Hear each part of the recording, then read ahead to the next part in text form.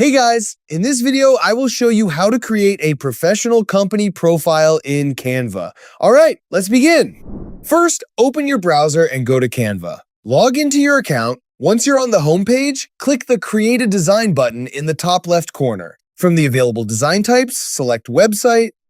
Next, use the search bar to search for Company Profile. Canva will display a variety of professionally designed templates.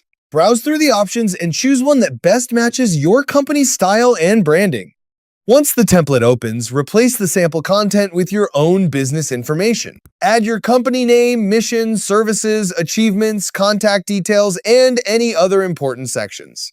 When you're finished, click the Share button in the top right corner. You can publish it as a website or download it as a PDF or image file, depending on how you plan to share it with clients. So that's basically how you can create a professional company profile in Canva. That's it for this video. Thanks.